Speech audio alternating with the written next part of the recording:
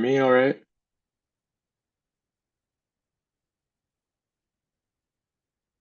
Okay, wonderful. Thank you. And thanks for starting the recording as well. Fantastic.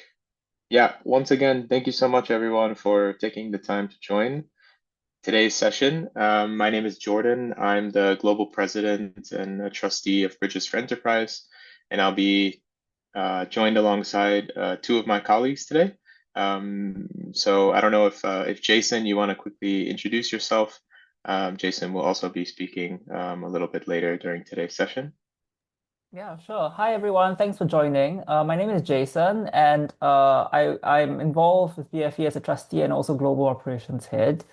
I'd like to welcome all of you to our cohort. It's always very exciting to see different people over the years as we have managed to, support many startups, and now we're very pleased to be able to extend that to you as well. So welcome from all over the world. Awesome. Thanks so much, Jason. And we are also joined today by Boma, who's going to be playing more of a behind the scenes role, but she's very much a part of this. So, Boma, do you want to quickly introduce yourself as well? Yes, very happy to. Hi, everyone. My name is Boma. I'm the Global Program Manager here at BfE. So, really excited to meet all of you. I've been in talks with most of you offline before now. So, I hope you all enjoyed the session. Thank you. Wonderful. And in a moment later during today's session, you'll each have a chance to introduce yourselves and your business. So do stay tuned for that. We're looking forward to having you all get a chance to share more about what you're up to and what you expect in terms of support from Bridges for Enterprise. So with that, I will move to the next slide and introduce today's agenda. So as you know, we have 75 minutes allocated for today. Not exactly sure if we will take up all that time. Let's see how the session goes.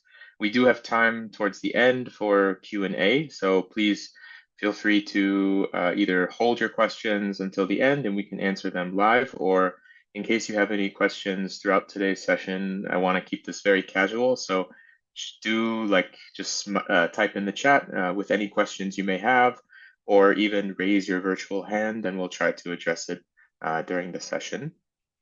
So to begin today, we will introduce Bridges for Enterprise. We will then talk about the incubation program that you will all complete very soon. And then we will introduce the startups. So that's where you'll each have a chance to talk more about your business and what you expect to get out of the program.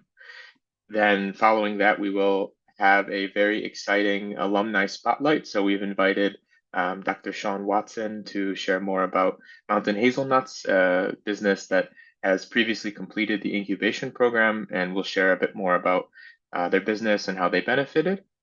And then lastly, we will just make some announcements about impact research. So basically, we try to collect some impact data from enterprises in order for us to do our own charity reporting. So we will share a few details about that and have a Q&A session at the end to wrap up. So hopefully that's clear and you're all looking forward to the session. So I will jump into the first part where we introduce Bridges for Enterprise. So you may already know a little bit about what we do, or maybe a lot, depending on how much information you read online or if you spoke to other entrepreneurs about what we do. But I'll be quite brief here. Bridges for Enterprise is a nonprofit registered in the UK. We've existed since 2015. We were founded at the University of Cambridge by students who wanted to do well and do good at the same time and support social entrepreneurs in their mission to contribute towards creating sustainable development opportunities for different stakeholders that they serve. And so we have supported more than 100 social enterprises since 10 plus years of being in operations, primarily through our incubation program, which we will introduce more about in a moment. But Bridges for Enterprise operates at this nexus between three key stakeholders. So we are primarily a volunteer-based organization, and as such, we work closely with really talented and driven university students who are based in different chapters around the world to support social entrepreneurs in their mission. And also, we receive quite a bit of support from volunteer professional mentors who are contributing some time outside of their busy work schedules to mentor and support the university students and also the social entrepreneurs in our incubation program. So we operate, as you can see with this Venn diagram, we operate at the nexus between those three stakeholders. Um, and all of our advisory services are done completely free of charge as a nonprofit. So we don't believe that money should ever be a barrier for social entrepreneurs to receive support in scaling their ventures. So yeah, we're very, very grateful to be able to support all of you at no cost. And so we look forward to being able to contribute towards your goals throughout the program. So how does BfE operate? Here you have on the slide a visual diagram of our theory of change. So it may look a little bit complex, or maybe the text is also a bit small to read. Don't worry, I will take you through it in a moment. Basically, we operate, like I said, through the generous support of various stakeholder groups, including university students, as well as some professional mentors and what we call the global team. So this is basically Boma, Jason, myself, other people that have since graduated from university and are trustees of the organization, for example, and are helping to run the entire nonprofit. We work together in concert with these social entrepreneurs who participate in the incubation program, so yourselves. And we are able to support you all collectively to deliver really solid, hopefully, advice, guidance, support, whatever you may need to contribute towards your key objectives as a business.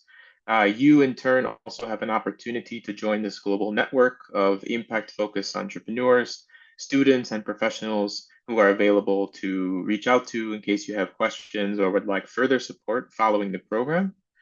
And ultimately, these should contribute towards the outcome of your business being more viable, stronger, able to access maybe funding opportunities, maybe able to support more partnership initiatives, whatever the particular focus of the incubation program engagements we're on.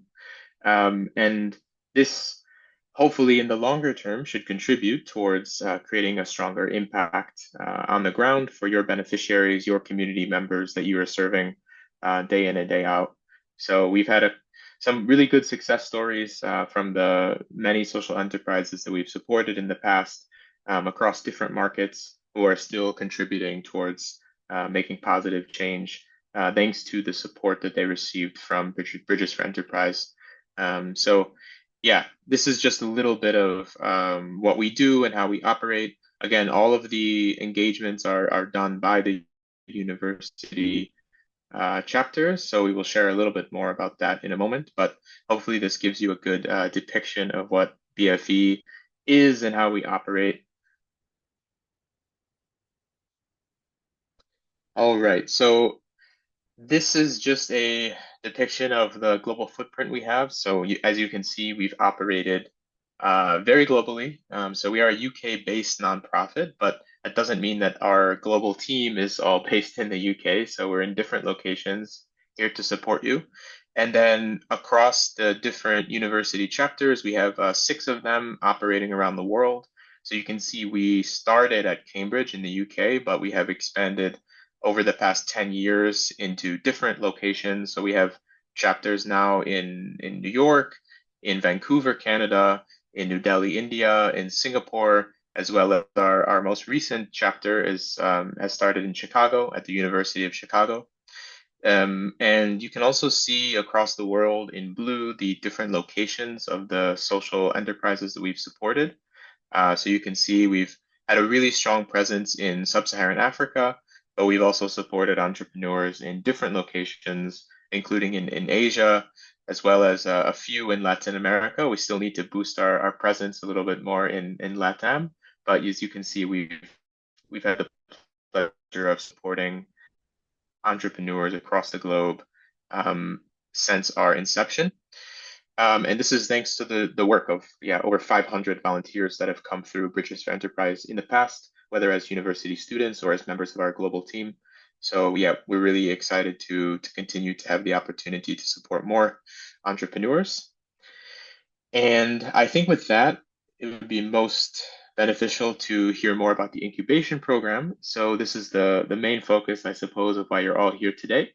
So for this next section, I will hand it over to my colleague Jason to walk you through the program.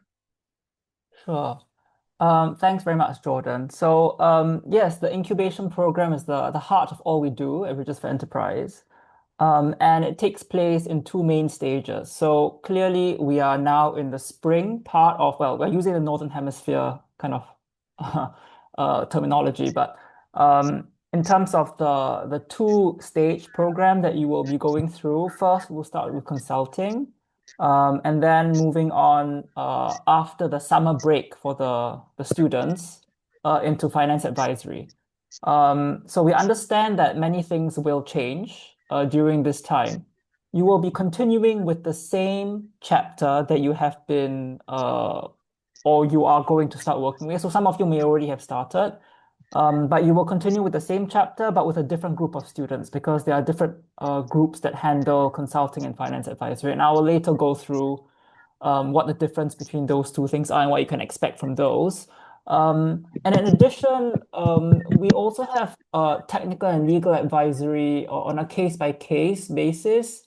These are optional programs that depend also on student availability. So sometimes they may not be available, but if they are, we will definitely be in contact with you to let you know what options you have. And at the end of the consulting and finance advisory phase, you will obviously reach the end of the program. But we have quite an active alumni network, particularly sometimes when students may have extra capacity in the program. And so they might be able to do repeats of finance advisory or consulting for startups in our alumni network that require it. So those may not come as frequently because we do want to save the capacity for new startups, for startups we haven't worked with before. But this is also an option that a lot of startups have benefited from in the past. So let me now move on to go over what you can expect in consulting and finance advisory. So these are the two guaranteed engagements, and consulting and finance advisory both each last around 3 to 4 months. So consulting focuses more on the operations, the growth, the marketing, the sales, these kinds of things that are more business advisory related. The way this works, and you will probably already have been spoken to about this, is that each engagement has a kind of three-stage process where you will first have an initial call with the chapter, the team that you will work with, to kind of scope out exactly what it is that you will be interested in doing. So the thing we really want to emphasize, and we also emphasize this to students, is that this is a partnership. So this is a partnership between the students and you, right? So we offer this service free of charge, and in return, we ask for your time, right? And your attention, because these are quite short engagements. And the students will require a lot of information to kind of come up with recommendations, options, discuss things back and forth with you as well. So that is the agreement that we have, right? I mean, if at any point this becomes difficult for you, we completely understand. So this is also why we have other measures in place that that you of course will discuss with the student team, right? To kind of come to an agreement as to what is possible within the scope of the 3 to 4 months. So that's the start, the initial call, which is kind of the first stage. And then the second stage will be the mid-engagement call, where you will expect to kind of go over as a kind of preliminary overview of what the students have managed to come up with, depending on what you've agreed the scope of the project would be. So that will kind of give you a progress check and also your opportunity to really engage also with the mentor, because often the mentor is able to to attend those things as well, to give feedback and And then finally, at the end, to conclude each engagement, we have the final engagement call where you will be, presented with all the deliverables that has been agreed on in the first place. So communication is really, really important. By whatever means, really. I mean, sometimes in the past, we found that WhatsApp works best, and the students will obviously, use whatever communication platform works best for you. But the main thing is to always be in touch to kind of let them know, and so that they can also let you know where they are in the way things progress. Because after all, this is about your needs, right? As the people who are, your livelihoods are on the line. This is really something that BfE wants to support you with. We want to kind of assist you to drive your goals. So in that sense, we are providing options. We want to kind of be a sounding board. We want to help you consider your different options, or maybe try to extend your options or kind of push you in a different direction that you may not have thought about before, or give you additional resources that you may not have had access to before. But the main thing to note is that this must primarily be a relationship that is guided by the startup's needs, your needs, essentially, right? So this is really what we want to emphasize. So we understand that priorities are always changing, and so again, communication is really important. And we will work with you to improve what you already have, to enhance what you already have, to suggest a different approach to take that you may not have considered before. But we are not really there to spearhead new projects. In other words, BfE students or the consultants that you're working with are not full-time employees of the business, right? So they won't be able to spearhead new projects or to implement new projects, because that is something that we will not be able to continue doing once the program has ended. So we are also thinking about how sustainable the maintenance of different strategies we can come up will be for you. So that's really part of the bargain that we are driving here. We are very much involved in being in conversation about the issues that you're facing. Sometimes consulting teams might provide a different angle to something that you thought that was your priority, but maybe they saw something different. So we also ask that you be a little bit flexible in thinking about, what the issue is, because after all, this is something that is an opportunity for you to kind of get someone else's external opinion of something. And of course, if they don't understand what's going on, tell them, this is not what we're about. You're completely barking up the wrong tree. We are focused on this, and this is the reason why we're doing it. And obviously that's part of the negotiation that happens at the start primarily, but also throughout, right? Because as we say, there are different checkpoints that are the main checkpoints, but the students are very likely to be in contact with you many, many more times to seek information, to give you kind of preliminary updates on where they've come to in their work. And so, the scoping of the project is continually evolving, right, as the engagement goes on. So by the time we come to the end of the program, the individual students who are working with you throughout the program will not be responsible for following up, but the mentors that are involved may be. So this is again a kind of personal kind of relationship that you might build with one of the professionals who is attached to the team, who will be working with the team and with you on the specific issues that you are raising throughout the program. Yeah, so this is where I've come to. I hope that's clear what the expectations are of this program. We understand that it is quite intense, because a lot of information will need to be exchanged. And so, a lot of patience and good faith is required on both sides.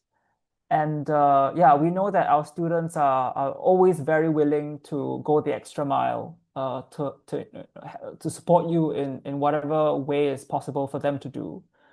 So don't feel like you shouldn't ask. You should always ask if there's something else the students can do for you. Of course, within the confines of what I've just outlined in terms of what we can and can't do. But you should take this as a real opportunity to kind of turbocharge your business to kind of discuss strategic goals that you might not have the chance to discuss with other people in a kind of sustained way that these students will be attending to you, right? So this is, I think, a really good opportunity for you to make full use of the time that you have with the students.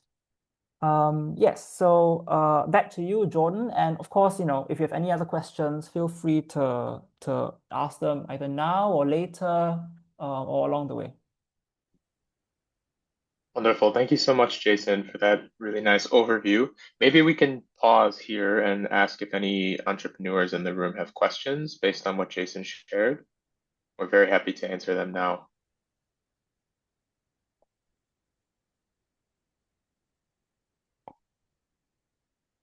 Please feel free to type it in the chat, or if you have a question, you can unmute and ask it or raise your hand. Yeah, but we can always, continue. Yeah, Also. I think no questions at the moment. So if you think of anything, just hold it. We also have allotted time towards the end for Q&A. Yeah. So no worries. Yeah, thanks again, Jason. So now we move on to all of you. So thanks again for taking the time out of your busy schedules to join. We're really excited for you to have this space to introduce yourselves and your business. We have a wonderful cohort of companies that we've accepted into the spring 2026 cohort. As you can see, coming from many countries, sub-Saharan Africa, but also South Asia, and then a business operating in Latin America. So yeah, wonderful social enterprises operating across different sectors as well. So yeah, we've given 2 minutes here for each of you to introduce yourselves. We know that sometimes the 2 minutes may not be adhered to, but try to stick to it and keep things relatively brief. We don't want to have to cut you off. But yeah, let's try and start with maybe we'll go clockwise. So maybe we'll start at the top left here with Timeless Bamboo. So if someone is here from Timeless Bamboo, if you could unmute yourselves and introduce yourself and maybe share a little bit more about yeah, what you expect to gain from the program. Oh, I saw that there was a raised hand I from know, Ferdinand, yeah. yeah, I know not all entrepreneurs may be here too, so yeah, but I don't think Timeless Bamboo is. Okay, so let's move on maybe to Alpha in Nigeria. So if someone is here from this organization, please do unmute yourself. No?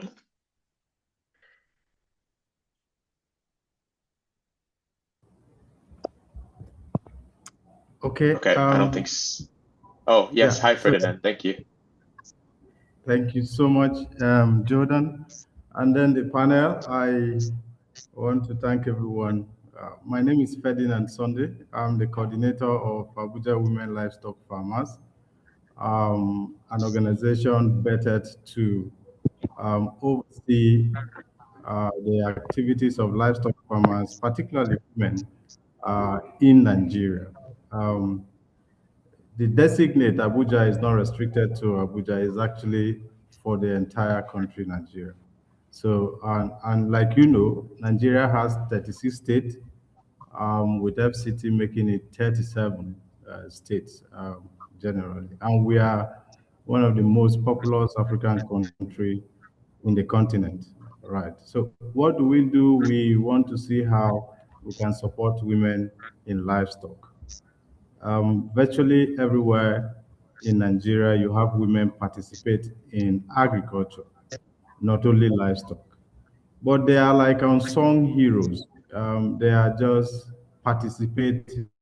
Nobody is supporting them. They struggle their way out. And some of them are actually taking responsibilities in their household. They are the one through this livestock farming, able to send their children to school, able to pay for their rent and all of that. They are practically taking the economic burden in the family. So we see that these are people that we need to organize and then support.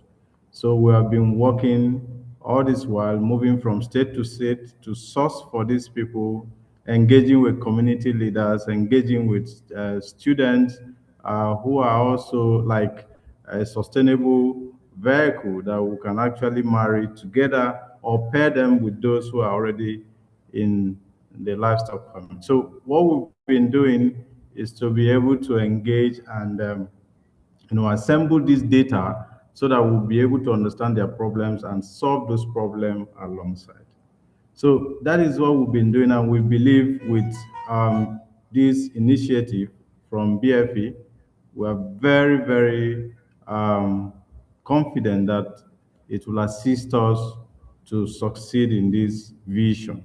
Because of course, there are enormous challenges that we have seen across the women that we have visited. But we believe with this team partnering together, helping us to shape our programs, we'll be able to at least meet our goals. Thank you.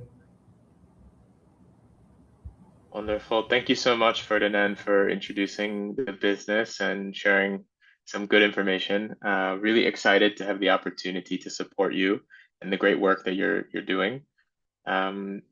Yeah, we will move on now as well to Farming by Faith. So if someone is here from Farming by Faith, if you could unmute and introduce your business as well. Thank you. Yeah, so it's Peter Brown from Farming by Faith. And the business is about building a digital platform that empowers emerging farmers with access to land, capital, and markets. And we're going to do that through a land linking platform that connects the different projects through education and innovative technology. And so far, we've managed to find the right kind of platform that can actually be built, so we can dramatically reduce our costs that way, and also using AI. So the content that we create at the moment is using an AI plugin that helps us to keep our costs low. So really, how do we build a business that can empower 1 million farmers and help them also with microcredit for $250 million US. So that's a little bit about the business. Fantastic. Thanks so much, Peter. Really exciting to have the chance to work closely with Farming by Faith. If I'm not mistaken, you also previously received some support from BfE in the past as well. That's so this correct, is like a yes. repeat engagement. So yeah, we're really excited to continue to support you going Thank forward. you. Awesome. Thanks a lot. Yeah, we will move on to Shade. So if someone is here from Shade, based in Uganda.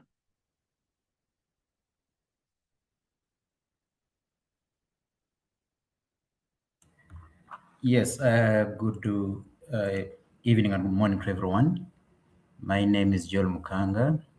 I'm the Managing Director of SHADE. So SHADE is a social enterprise working to improve reliability of water services in rural schools. And it's clear that in many of these schools, hand pumps break down and they remain non-functional for quite long periods of time. And when this happens, of course, students and teachers, they lose the access to safe water, and the schools struggle to find water. Of course, they cannot find resources to fix those hand pumps. So most of them are non-functional most of the time. So the main challenge is that downtime is not well understood by the people. So maintenance usually happens only after the problem has become very serious. So we feel that when we put this structure in place, then it should resolve lots of these issues. We are working on a more structured approach to maintenance of school water points. And just last month, we completed a baseline survey using M-Water in one of the districts here where we are active in Luka district, which has allowed us to collect structured data from schools that we are working with. Additionally, we are also interested in venturing into using temperature sensors, which can help us to track historical pump usage patterns of these hand pumps. It's now quite clear that we are moving on since we have now actual demand from some schools after the baseline. They are reaching out to seek for our services. Moving forward, our goal is to develop a structured and sustainable maintenance model that can support reliable water services for these schools and expanding across districts. So basically, that's our plan. Thank you. Fantastic. Thank you so much, Joel, for sharing more about the wonderful work that Shade is doing in Uganda. Really appreciate it. And great to hear also that you're using M-Water for data collection. This is also a best practice, and we worked with some other entrepreneurs who have used that before for data collection and impact measurement. So it's good to hear. Thank you so much, Joel. We look forward to working with you. You're welcome. Awesome. Now we will move on to Abdul, I believe, from the Association for Humanitarian Development in Pakistan.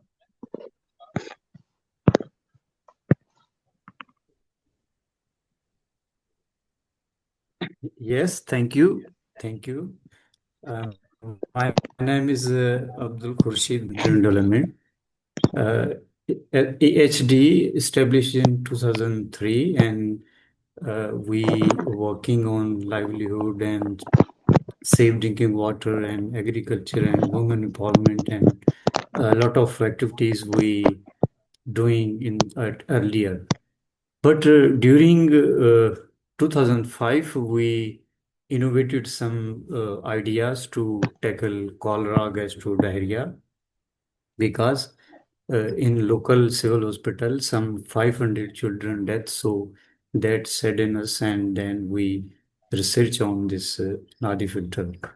So we have innovations. That innovations make change for a life.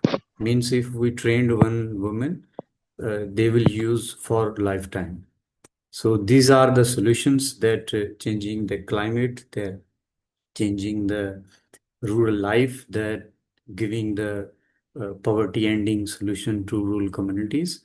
AHD won 9 international awards. Pakistan government also supported us, and AHD also made 5 dams in Nagar Parker in 2006, and now these dams are the economic zone for 50,000 families. So these are solutions in my life, and I am the innovator of 5 to 6 solutions of safe drinking water, livelihood, climate change, water conservation, harvesting, and the livelihood security. So hopefully with Bridges group and all, we will do replicate these solutions in number of countries. And we are happy to join you people. Thank you so much, Abdul. Wonderful to hear more about AHD and also the great work that you've been doing. Really excited to have the opportunity to work with you throughout this program. So thank you once again. And yes, we will move now to Mount Gerizim. So if someone is here from Mount Gerizim, also in Uganda, please do unmute yourself and introduce yourself and your business.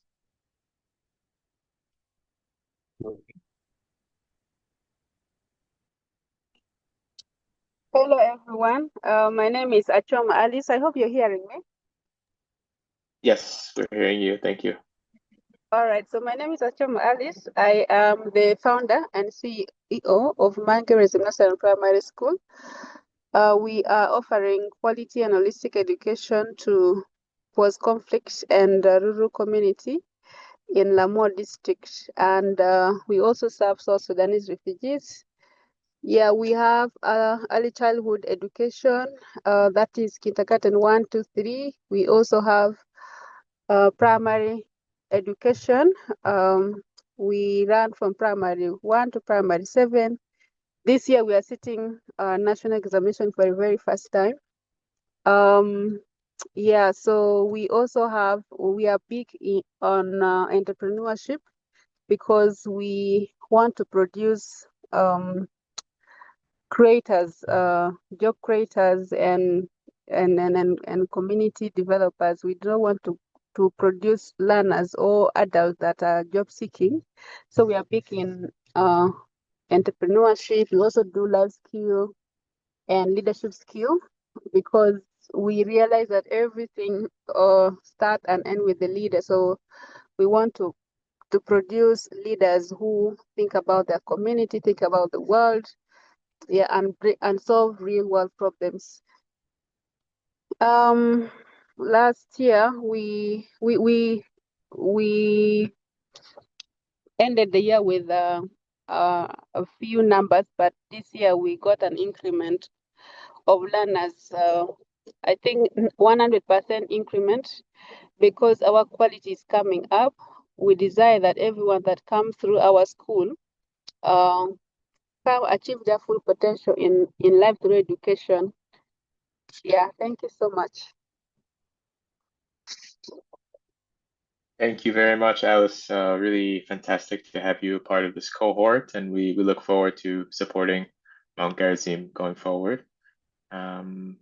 Thank you. And we will move back to the agriculture sector here with soil doctors. So if someone is here from soil doctors, would be great if you could unmute and introduce yourself and your business. Hello, I hope you can hear me. My name is Charles Mwagi. I'm the CEO for Soil Doctor. Thank you for the opportunity to introduce myself. Soil Doctor is a climate-focused social enterprise that is working to restore degraded soils and improve crop and tree survival rates for the smallholder farmers in dryland regions. Our core innovation is a patented carbon sink planter, which is a low-cost, standalone agroecological planting unit that is designed to significantly improve the early stage growth of these crops.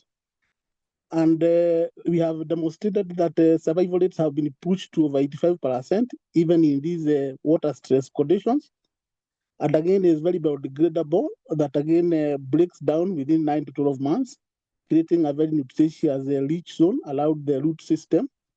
Again, supporting intercropping and soil regeneration, which again allows farmers to integrate other crops into this productive farming system. To date, Soil Doctors has worked with hundreds of farmers and institutions.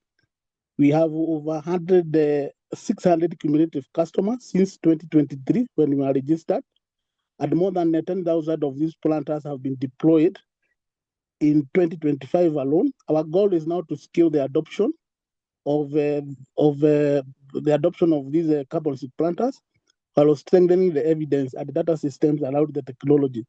So looking ahead, we are aiming to integrate the AI and other observation data and the soil sensors to provide farmers with the decision support tools for irrigation timing and selecting species and suitability for the site, and also in monitoring the carbon sequestration.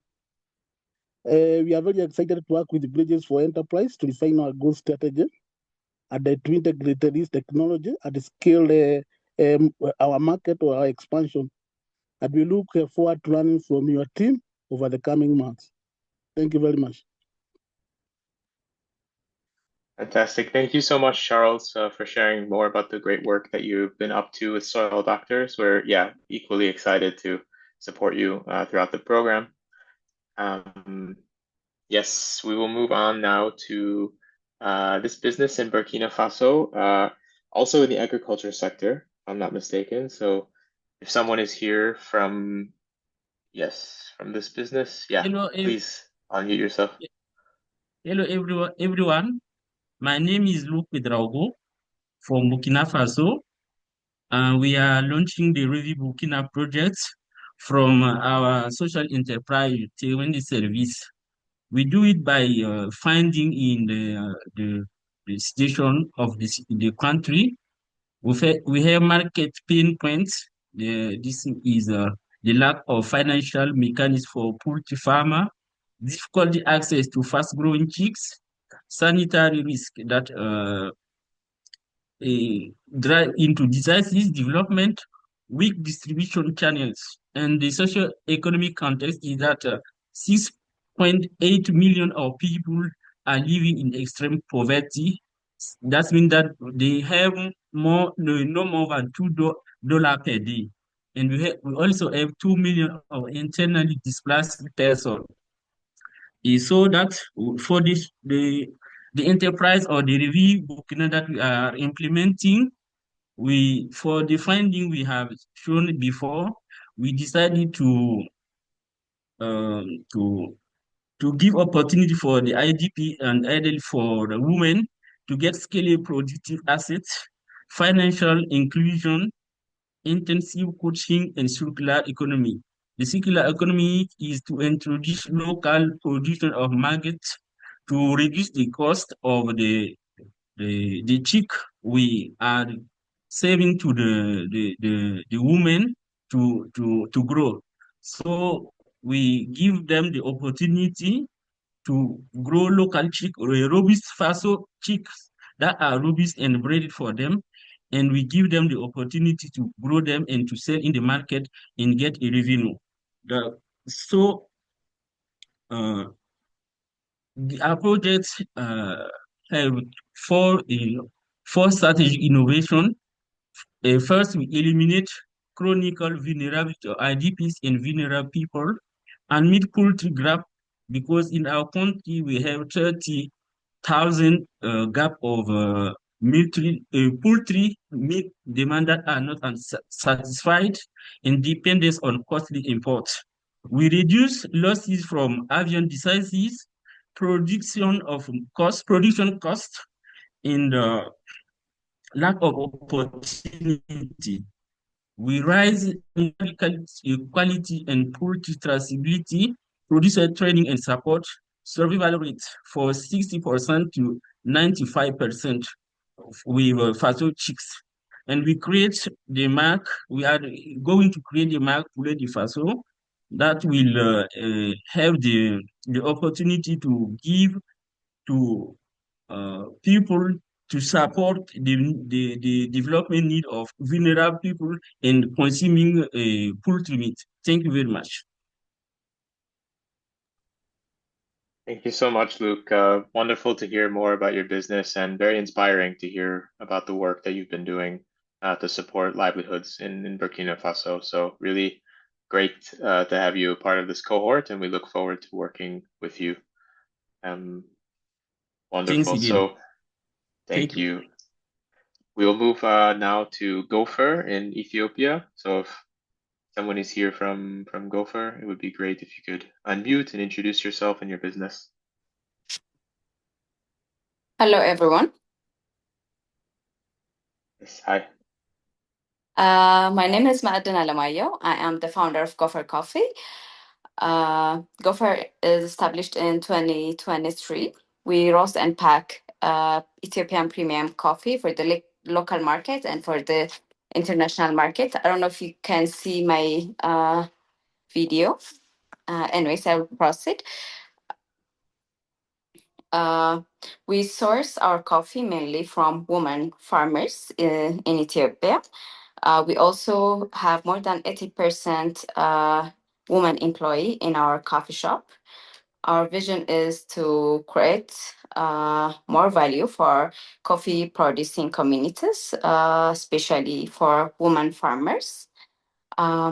We expect from this program to know more systematically to grow our business and to share experience. I'm very glad to be part of BfE. Thank you. Thank you so much for sharing more. Really grateful to have you a part of this cohort. We look forward to working with you and maybe we can sample some of the coffee at some point as well. So awesome. And yeah, exciting to have you a part of this. And last but not least, we move on to TechCo. So if someone is here from TechCo, it would be great to have you unmute and introduce yourselves and your business. Yes. Hi. My name is Julie. I'm here on behalf of it's pronounced techo. It's in Spanish, the word. I'm from Mexico, but well, I started in techo as a volunteer. But now I'm supporting the regional office internationally for all the countries that we are in Latin America. And in techo, what we do is our higher goal is to eradicate poverty in Latin America, and we are doing it just by building houses. That's our impact in the communities that we serve. And we have other like programs, educational programs or entrepreneurship programs for the neighbors. But mainly we build houses, we build community centers, restrooms. There's like a lot of infrastructure solutions that we are contributing to the communities. We do this by working along the neighbors in the communities. They're a big part of bringing this like projects to their communities. They are part of the decision making. They are part of the planning. That's very important for us, and we are trying to expand our the awareness in the US right now. We have a regional office here in the US, and it's a very small office, but we're trying to grow that and to bring more youth to volunteer with us, and for people in like high schools and universities to be more engaged and be able to involve more in our work in the US. And we don't build in the US, but we want to like build something, like create something. So that's where we're looking for working on right now. And we know BfE is going to be a great support for our work, not only with the youth in the US, but also trying to enhance our processes and how we work because we're managing different countries at the same time, and we have like a lot of communities that need our presence there. So yeah, we're very happy to be here. Thank you. Fantastic. Thank you so much, Julia, for sharing more about Techo, and apologies for mispronouncing it at the beginning. But yeah, we are very excited to work with you and to have the opportunity to contribute towards the growth of your business. And yeah, I think that's everyone. That's all 10 companies that we went through in this cohort. We So don't thank you have so timeless, much. do we? We still don't have timeless, do we? Timeless bamboo? I don't believe Think so. Okay, yeah. Just in case. Yeah. Yeah, thanks for reminding me of this. Yeah, I don't believe we have a representative here from Timeless. But yes, thank you so much everyone for sharing about your businesses. We're super excited again to have the chance to work with all of you. As you can see, it's a relatively diverse cohort, so we have businesses from different places around the world, but I think what unites us is this belief in contributing towards making some thing a bit more positive in whatever community that we're all serving in terms of livelihood development, in terms of women empowerment, in terms of climate change, resilience and adaptation. I think there's a lot of overlap between some of the businesses that you're focused on, and it's really fantastic to have the chance to at least be a small part of your growth journeys through this program. It was a pretty rigorous cohort, so screening process. We had over 100 social enterprises apply for this cohort. So we went through an in-depth process to select the enterprises and managed to come out with this wonderful cohort. So it's a testament to your business and the application you submitted, and also the needs that you identified for what Bridges for Enterprise can do to support you through the program. So once again, thanks a lot for being a part of this. And yeah, we hope that you may have the chance to even exchange contact details with one another or get a chance to connect offline in the future in case there's opportunities for you to share knowledge or insights about what you do. So thank you very much. And we would also like to take this time to have a little bit of a spotlight on Mountain Hazelnuts. So we have the pleasure of having Dr. Sean Watson here from Mountain Hazelnuts to share more about their business and also a little bit more about how they benefited from the incubation program. So yeah, Mountain Hazelnuts was a participant in the autumn 2024 cohort. So we thought this would be a good chance for you all to hear more about how they gain support from the different engagements that they went through. So without further ado, Sean, if you would like to share more, it would be fantastic at this point. Thank you. Yes, a pleasure to speak to you all, and good evening, afternoon, morning. So I'm the CEO of Mountain Hazelnuts, and we're a social enterprise based in Bhutan. That's sandwiched between China and India, a very small country. We work with thousands of smallholder farmers to grow hazelnuts in an environmentally sustainable way, helping create long-term rural livelihoods while producing a premium food product for international markets, and helping to preserve the special place that is Bhutan. It has 72% forest cover and complete conservation. The whole country essentially is a national park. So it is a little bit of a Shangri-La, but the farmers have increasing cash needs, and we want to help them develop in the right way, avoiding some of the mistakes we've made, intensifying our agriculture and helping preserve this precious place. So we worked with BfE in the autumn 24 cohort. And so we did a consulting project based on sales and marketing, sort of entry study, looking at different markets, and a financial advisory project looking at sort of our fundraising materials and trying to connect us with grant and sort of more commercial funding. I would say that they were both extremely valuable experiences for our organization. We've been extremely pleased with the depth and quality of the consulting and financial advisory. So that just on the consulting, the team conducted market studies for a range of countries that we initially identified, and they did a sort of alternative study and then deep dives for Singapore, Thailand, India, and Japan, and helped us identify potential price points, positioning opportunities, sales leads, plus all the sort of entry barriers, requirements to get into these markets in the first place. The funding advisory, the financial advisory, focused on strengthening our financial model and developing a targeted list of potential investors and grant opportunities.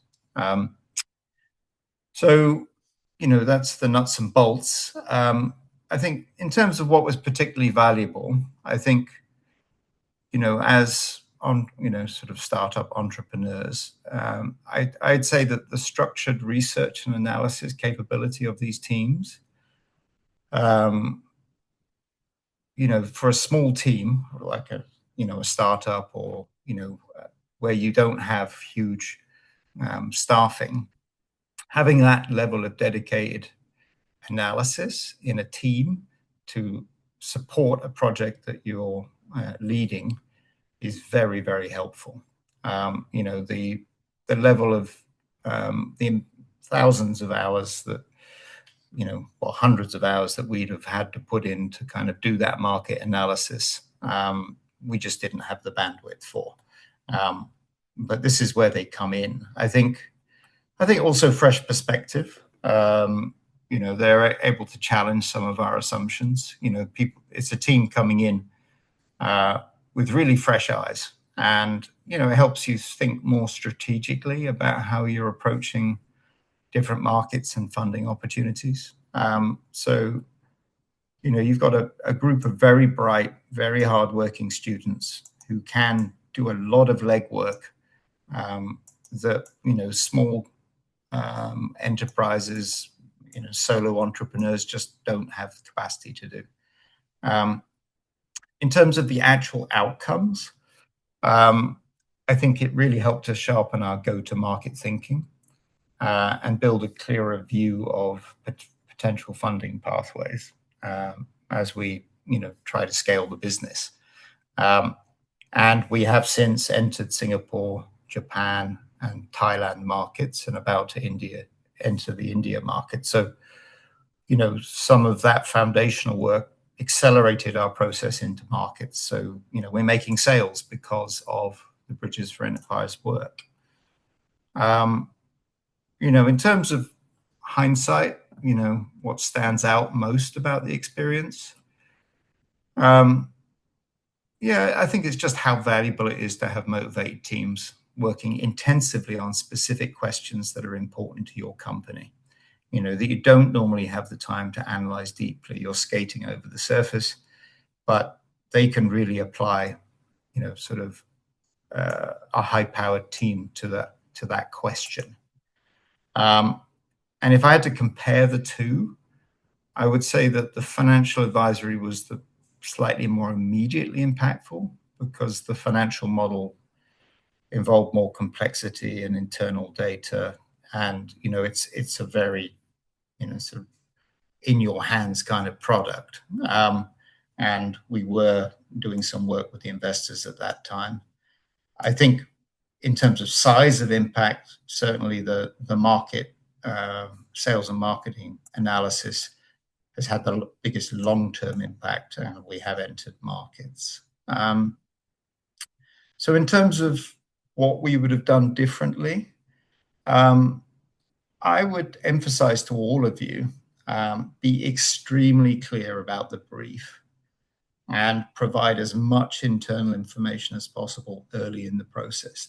The more you give this team to work on and to understand the question and what you want from them, the stronger the final outputs are.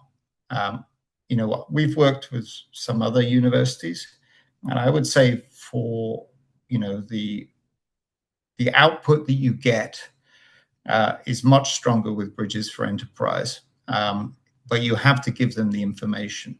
They work quite independently. They're given a package of information, and the format of these advisories is actually very well structured.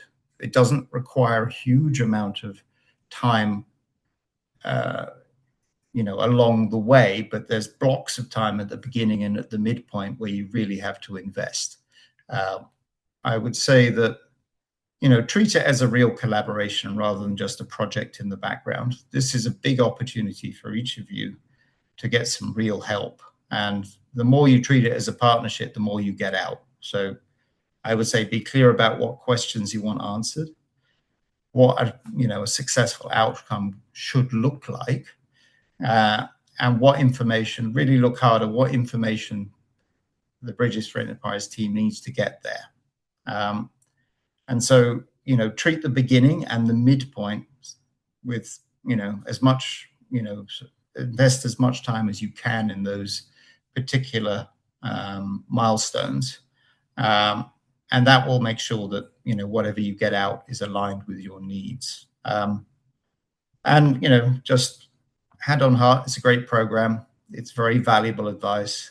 And if you approach it with clarity and openness, it can be extremely valuable. So I wish you all the best with your engagements with BfE, and I'm sure that you're going to get a lot out of it. Thank you. Awesome. Thank you so much, Sean. Really great to hear your words, wise words from the experiences that you had with Bridges for Enterprise. Awesome testimonial, and really glad to hear that you took the information and also implemented some of the recommendations and got some sales and other sort of support as a result of this. So yeah, this is exactly the type of benefit that we hope entrepreneurs get through the program. So it's really great, and really also appreciate the advice that you shared as well about the importance of being clear with the teams and also aligning up front on what should be done, what an ideal outcome looks like, and investing time and resources, especially at the early stages and also by the midpoint call as well. So that way the teams have as much information and data, so that way they can benefit all the entrepreneurs at the end of the day. So this is really much appreciated. I was going to ask you your advice, actually. That was my follow-up question. But I wonder, because you sort of already answered it, so there's no need for me to ask this one. But I also want to see if any of the entrepreneurs in the room have questions for Sean. Or if there's anything additional you want to share as well about your experience and maybe other advice. You sort of already answered it, but if you have anything else you want to share, or if the others in the room have particular questions for Sean as they head into their own incubation program engagements. Yeah, I don't think I have much more to add. Just prepare well for at the very beginning and invest the time then and at the midpoint. Share more and treat it as a partnership. That's all I've got, really. I can actually share some feedback that I received, years ago from, it's kind of recurring feedback from finance advisory teams. They find it very difficult to work with startups if there is not enough data. So sometimes the reason that you may be joining BfE is that you don't know what data to collect, and so you don't actually have the data. I mean, this will be the case for some things maybe, and then I guess the signal, if you're asked for certain kinds of data, the signal to you is that that is data that is worth collecting, because that will be useful to you in the future for not just for not just for you to understand how your business works, but also for other people when you're applying for external grants or funding or other things, for them also to have a kind of handle on how your business is working. So that could be useful as well. But so I mean, essentially treat us as your AI chat buddy, but we are actually people and not just an AI, and can respond in good faith, unlike AI, which has no faith. But right, Jordan, I think should we proceed with the next section? Yes, sounds good. Thank you, Jason. And thanks again, Sean, for taking the time to share. Really appreciate it. Thanks very much. All right, so we have about 10 minutes left into session. I think this next bit will go rather fast. But before we close off, I wanted to just share a little bit of information about the impact research process we undergo at BfE. So as you know, we are a nonprofit, and as a result, we do need to be very transparent and share information about the impact that we create, thanks to the support of all of you. So what we do in order to get this impact information is to send around some surveys, which is extremely helpful for us to have the data that's needed for us to be able to report on the impact that's created. And so this is done through our impact research team. So we have some individuals responsible for the collection of data and also the compilation of this into an annual impact report that we produce. So we are actually in the process now of putting together our 2025 annual impact report. So usually this happens in Q1 or Q2 of the following year. But as a result of, because we need to put the impact report together, we very much greatly appreciate your feedback and information. So we collect this through two surveys that you see. One is this pre-engagement survey, which is basically sent around to entrepreneurs participating in our cohort to give us some information about where they're at regarding their business, maybe some details around revenue, team size, these sorts of things. So that way we have baseline indicators that we can sort of see the progression. Hopefully there's some growth after the conclusion of the incubation program and thereafter. So this is a short form. It shouldn't take more than 5 minutes to fill out, but this is something that we ask of all entrepreneurs. And then there is also this impact wheel survey, which you'll be sent. So this is basically for us as a nonprofit. We identified three main themes that we try and benchmark enterprises around. So this is poverty alleviation, job creation, and then also female empowerment and climate resilience. These are the three themes that we focus most pertinently on, and hopefully you saw also come across when seeing the cohort of entrepreneurs on the earlier slide. So this impact wheel survey is effectively asking you for some information around these three themes. So again, it won't take more than 5 minutes, hopefully, to fill out. But yeah, should be pretty straightforward and seamless. We tried to make the forms easy to fill out, not a lot of free text. But yeah, please do take a look at it and fill it out by the 12th of March. So we give you 1 week after today's session. We will share these surveys in a follow-up email from today. So you will have this information in your inbox. And yeah, we look forward to receiving the data. Again, they're pretty quick to fill out, so they shouldn't be too burdensome at all. And we greatly appreciate it because it helps us help you at the end of the day.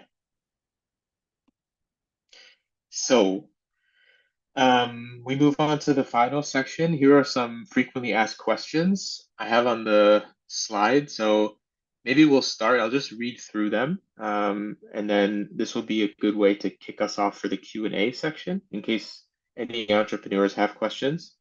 So the first one is, how often will I meet with my assigned chapter team?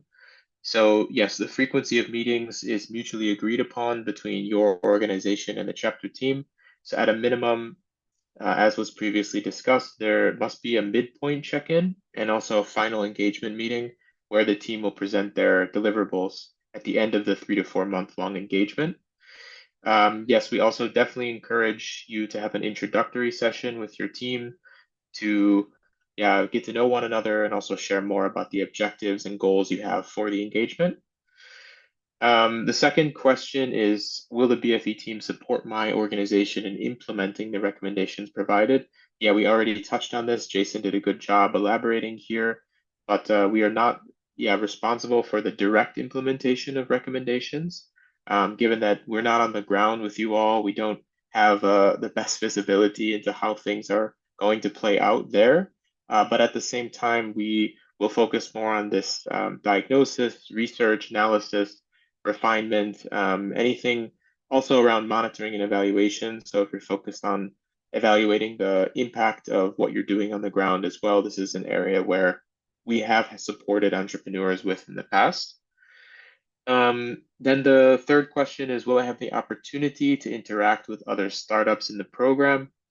So yeah, while cross-startup interaction is not formally a part of the program structure, we're happy to facilitate connections with you all. So I already saw in the chat a lot of introductions being made, contact details being shared. So this is excellent. I know a number of you are working in the same sectors. So yes, we would be happy to facilitate introductions to one another if you find it useful, but also very much invite you all to connect with each other as well if you think it's valuable for you or your business going forward. And then the last question is, are there any engagements available after the incubation program ends? After offboarding, so after the conclusion of consulting and finance advisory, we have the optional 1 month and 6 month post-program check-ins. So these will be held with BOMA, actually. So if you would like to receive some additional follow-up, maybe just to check in on how things have been progressing after the incubation program concludes, we do offer this option as well. So this will be available again 1 month and 6 months after the program finishes, just for us to check in and see if there's a way for us to further support you going forward after the program concludes.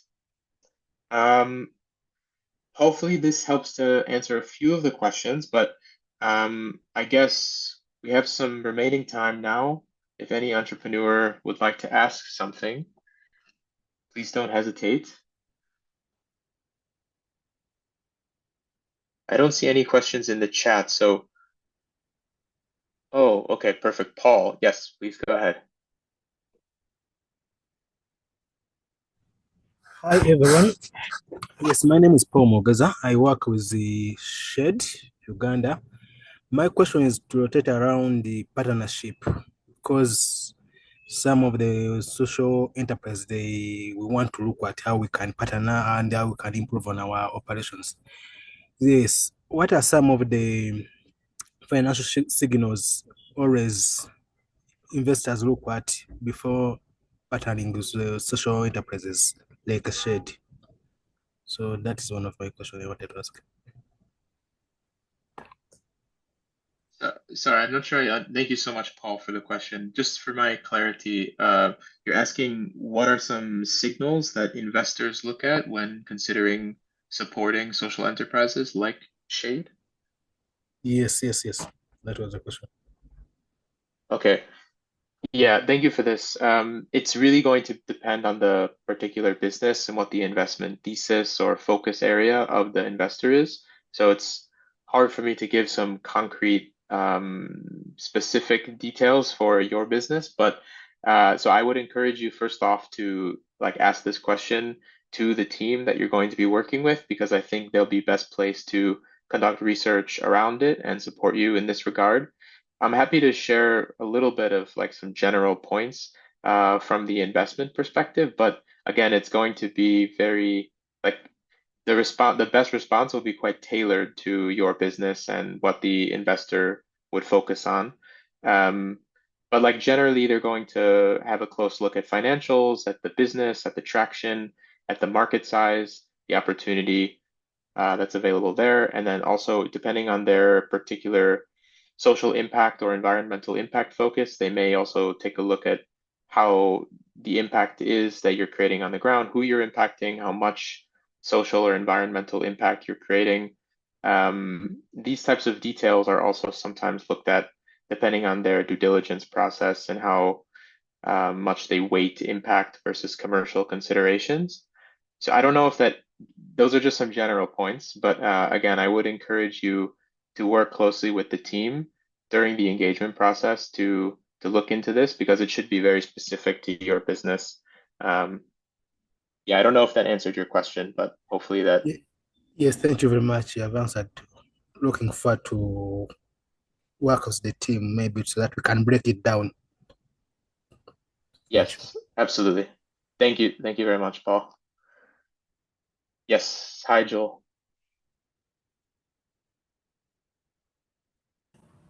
Yeah, hi.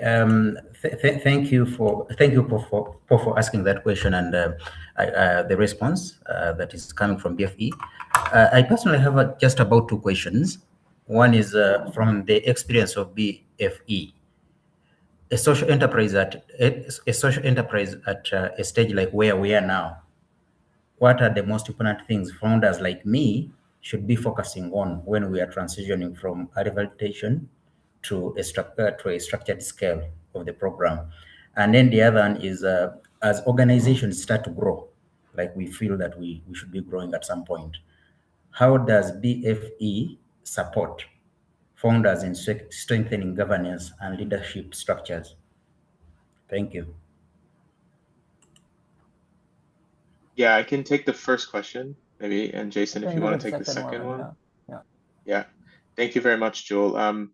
So for the first question, I think again, I'm going to give some general pointers, but it should be very specific to Shade in your business. But in general, I think traction is the most important thing. So try to focus on serving customers as you grow. Try to maintain steady growth. I think this, at the end of the day, is going to be the most important thing. So trying to maybe use the BfE program as a way to refine your product or service strategy, for example, to help you then serve more customers in the market can be a great idea for what to focus on. Because I think traction and demonstrating really solid growth is going to be the most important thing for transforming your business from sort of a startup phase into a growth phase as you will go forward in your journey. So again, that's more general advice, I would say, but again, maybe an idea or where to focus your efforts with the team that you'll be working with during the incubation program is to really identify what's the lever within your business that will contribute towards gaining more traction on the ground. And maybe product or service strategy could be one idea, but you could also imagine focusing on one or two other areas that contribute towards gaining more traction. So that's how I would think about it. I don't know if that, was really helpful, but again, just more of a general point. And then maybe Jason, if you could address the second question. Yeah, so the second question was about how BfE can help you implement organizational change or suggest some kind of structure to take this to the next stage for your startup, right? Was that the question? So yeah, so actually that goes on very nicely from Jordan's response because this is precisely the kinds of things that we cover in the consulting stage. So the finance advisory stage, as Sean shared just now, is really more about the outward facing, the financial documents, the investor pitches that will lead you hopefully to more financing and growth, and the financial modeling aspect as well. For the consulting stage, organizational change is also part of the strategy, one of the strategies that could be part of the engagement for you. So because this is a 3 to 4 month engagement, depending on the chapter that you're working with, it's really important for you also to establish kind of for yourself first, what the priorities are for you. I mean, I know we all know that everything is kind of linked. So it's very hard to kind of say, okay, this is the one thing that we kind of draw a circle around and this is the only thing we focus on, right? Because everything is linked to everything else. And so it's very hard to prioritize. But I would kind of encourage you to think of like maybe one big question that you really need urgently to answer. And then the team will help you or work with you to break it down into the several components. And so maybe organizational change is part of that, right? It's part of the growth strategy, right? So then you would, in consultation with the team, drive the engagement by posing the question that concerns you the most at this point. And so once that's clear for you, you can also think about how you would want this question answered, right? And then the team might push back and say, have you considered this, right? Have you considered maybe this is a better way of answering that question that you have asked? Or have you considered a different question that is more fundamental than the question that you are asking that might change how you're thinking? So there are different ways of going about that. I think going down to the fundamentals, that basic question is probably the best piece of advice that I can give. I mean, obviously all chapters and entrepreneurs work in different ways, right? So I'm not here to tell you how to do it, how to structure your engagement. But I would encourage you to think about the strategies as feeding into a more fundamental question. So instead of just asking the strategy, like what does changing this strategy serve? How does it help you in the long run, right? How does it help the survival, growth, thriving, prospering of your business? That is the kind of thing that we want to encourage you to kind of reflect on, instead of just focusing on tactics, because tactics can change from day to day depending on what your objectives are, right? So the objectives are really the key part that will shape downstream what the main tactics or what the main strategies and then tactics and all the other small granular details will be.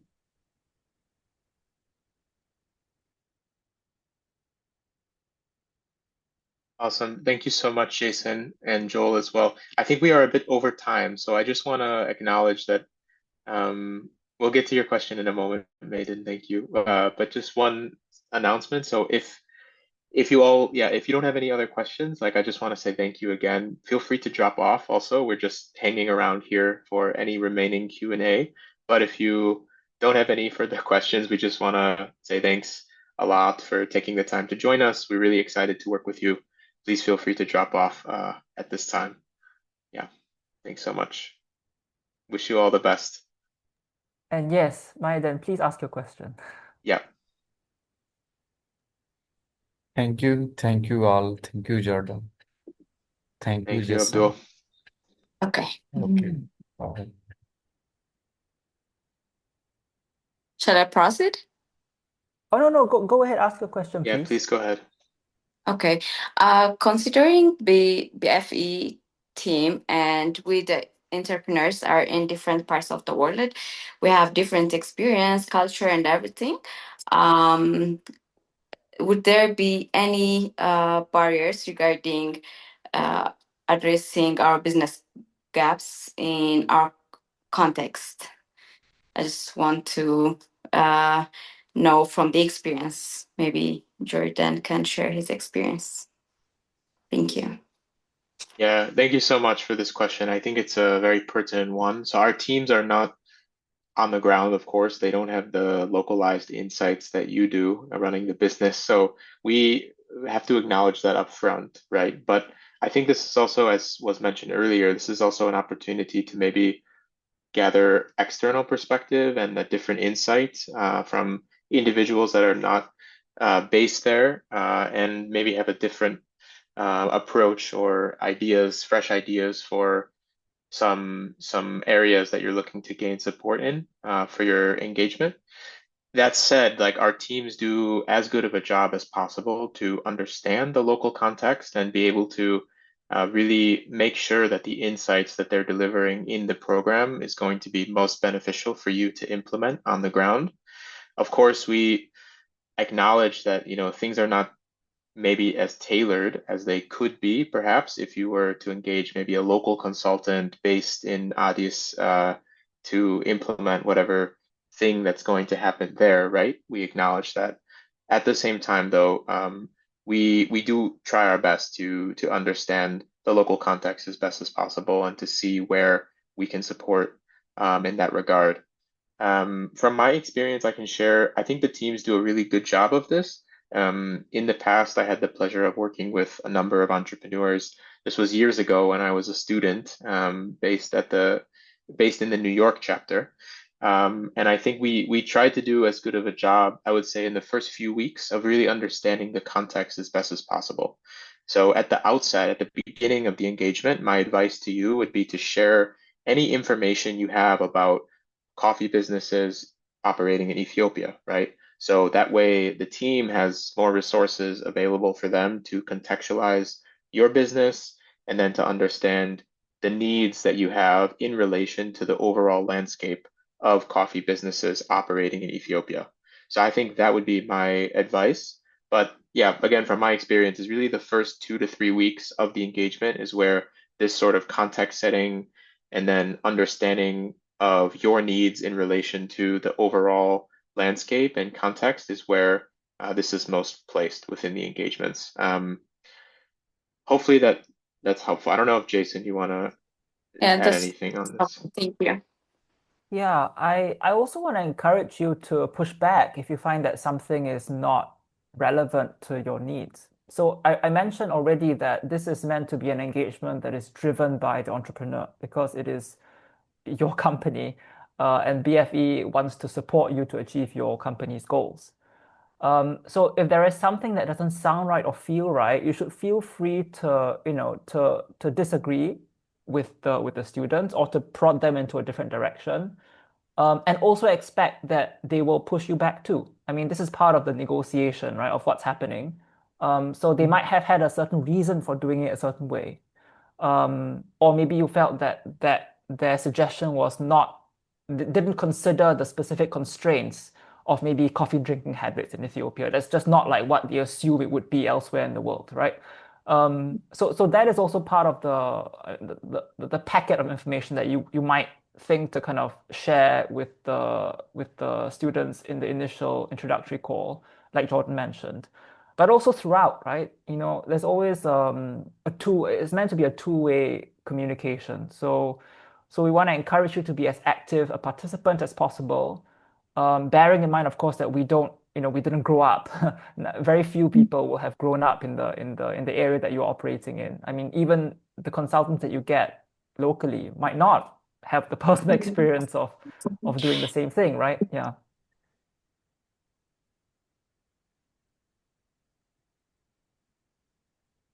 Yeah, thank you. So are there other questions? These are really great questions, by the way. Thank you very much for posing them. And I hope it's helpful. I hope our responses have been helpful in kind of Yes. guiding you as to how to think about the engagement. Yes, Ferdinand. Yes. Jordan, should we have this as the last question?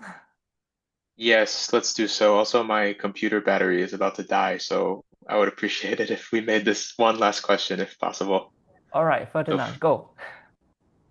All right, thank you so much. My question is just brief. We are starting as a non-governmental organization, but with a view to migrating into full-scale business.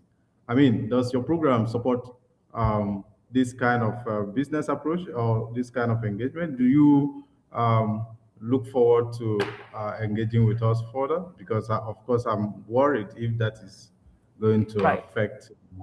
Shall I take this, Jordan, in case you drop off? Yeah, absolutely. Yes. So this is one of the things that will be relevant to the consulting phase. I mean, it's part of the organizational change. I mean, we discussed previously, like, ways of reorganizing to support your eventual goals. I mean, the main point of BfE is that businesses that we engage with, we want them to be integrated into the impact so that as the business grows, the impact grows.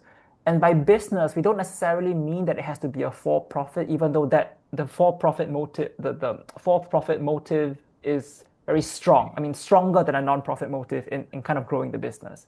The point is to have revenue that is self-sustaining, and then as the business part of the product or the service line grows, so too does the impact. So that's really what we have been looking out for in interviewing, in reading the different applications that we receive. And so if this is just part of the process that your company has to undertake to increase your business and therefore the impact, we are very happy to support this in the consulting phase, of course. Yeah, so this is why we often have the consulting phase first, right? Because if you're going to change the way your business functions, then the finance advisory aspect, when you're talking to investors, that will completely change, right? So we want to make sure that the business fundamentals are as strong as they can be before we move on to finance advisory. Thank you so much. Thank you. I appreciate it. Wonderful. Excellent. I think with that, let's cap the meeting. Thank you all so much for, again, taking the time to join. We're really excited to work with you all, and we will follow up by email with some further information, especially the surveys I mentioned, and also a recording of today's session as well. So do look out for an email soon in your inbox. And yeah, we look forward to being in touch going forward. So have a wonderful rest of the day. Thanks, everyone. Thank you. Bye, everyone. Bye.